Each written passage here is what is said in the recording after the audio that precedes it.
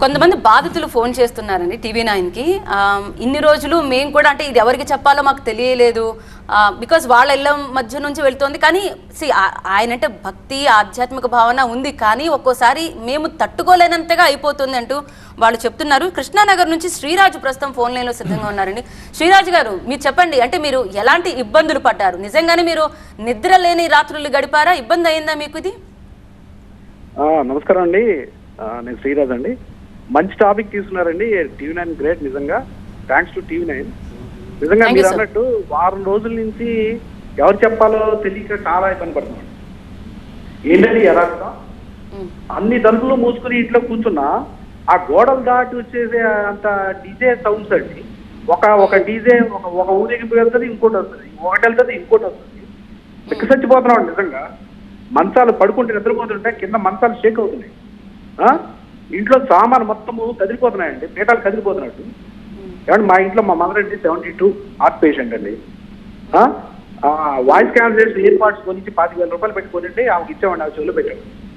తర్వాత మా పక్కింట్లో కప్పులు పాపం 7 నెలలు అండి బేబీ చచ్చిపోయి ఏడుస్తుంది. అసలు ఏంటి వారం రోజులు ఏడుస్తూ ఉంది ఆ పాప. ఏమండి నేను ఒకటే అడుగుతానండి, ఏంటి నీ నాన్సెన్స్? అక్కడ కూర్చున్నారు విహెచ్పి సార్, ఆయన పేరు ఏదో నాకు తెలియదు, సిద్ధర్ గారు అనుకుంటా. ఏమండి దీనికి మీరు కదా రెస్పాన్సిబిలిటీ, మీ బాధ్యత లేదండి?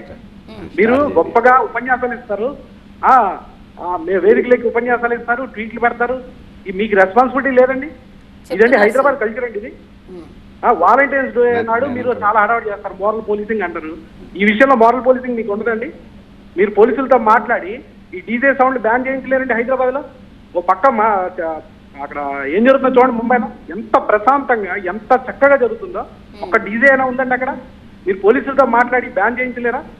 మీరు కదండి దీనికి రెస్పాన్సిబిలిటీ. మీరు ఎందుకంటే అక్కడ కూర్చొని టీవీ9 లో కూర్చొని చెప్తారు, ఆయన సమాధానం చెప్తారు. నిజంగా ఆయన కూడా చెప్పాలి, మొత్తం హైదరాబాద్ జనాలందరికీ సమాధానం చెప్పాలి. నేను ఒక మాట అడుగుతాను, మా బెంగళూరు మా ఫ్రెండ్స్ ఫోన్ చేస్తుంటే ఐఎమ్ హైదరాబాద్ అని చెప్పి, ఐఎమ్ హైదరాబాద్ అని ప్రౌడ్ గా చెప్పుకుంటూ ఉంటాను. ఇది హైదరాబాద్ అండి? హైదరాబాద్ కల్చర్ని ఎంత నాశనం చేస్తున్నారండి మీరంతా కలిసి. మీరు బ్యాన్ చేయలేరండి? ఏంటంటే బూత్ పాటలు, ఆ డీజే సౌండ్స్ ఏంటి, బూత్ పాటలు ఏంటివి? ఏం జరుగుతుందో తెలుస్తుందండి మీకు? ఉత్సవాల పేరుతో ఇంతమందిని ఇన్ని లక్షల మందిని మీరు ఇబ్బంది పెడుతున్నారు. మీరు నెక్స్ట్ సంవత్సరమైనా మీరు దయచేసి, వచ్చే సంవత్సరమైనా దయచేసి. శ్రీరాజ్ గారు, మీ బాధ అర్థమవుతోంది, ఆయన చెప్పడానికి రెడీగా ఉన్నారు. మీ ఇంట్లో మీరు పడ్డ బాధ చాలా మంది అనుభవిస్తున్నారు. బహుశా ఈ డీజే మాటున, ఈ సౌండ్ మోతలతోటి, ఐటెం సాంగులతోటి నిజంగానే గణేష్ నిమజ్జనాలను ఇలా ఎందుకు వెర్రితలలు వేస్తోంది అనేది ఇప్పుడు మనం మాట్లాడుతున్నాం. అందుకే టీవీ9 ప్రత్యేకంగా డిబేట్ పెట్టింది మీలాంటి వాళ్ళ కోసమే అండి. శ్రీరాజ్ గారు,